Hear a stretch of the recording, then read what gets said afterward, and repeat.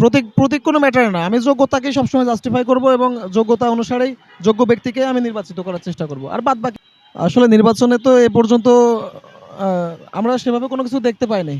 আমরা যখন ছোট ছিলাম তখন থেকে আমরা হাসিনা সরকারকে দেখেছি।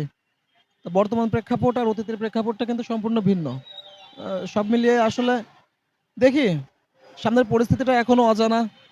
আ কারা রাষ্ট্রের জন্যে আ স্বচ্ছতা বজায় রাখবে এবং এই দেশের বাস্তবমুখী উন্নয়নগুলো যারা বাস্তবায়ন করবে, আশা রাখি তাদেরকেই ভোট দেবো আমরা।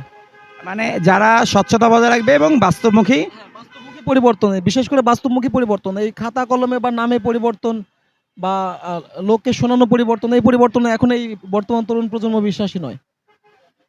তো আমরা এবং আমি আমার ব্যক্তিগত অভিমত থেকে বলছি, যোগ্য প্রার্থী এবং যোগ্যতা অনুযায়ী যারা এদেশের অতীতেও কিছু ভূমিকা রেখেছে, এই সরকারের এগেইনস্টে সাবেক যেই পতিত সরকার তার এগেইনস্টে বিভিন্ন সময় রাজপথে এবং আপনার আ অনেক সময় কিছু করার চেষ্টা করেও করতে পারেনি। নিপীড়িত যেই নেতারা ছিল তাদের মধ্য থেকে যদি যোগ্যতা নিয়ে কেউ আসে অবশ্যই আমরা তাকে সাপোর্ট করব।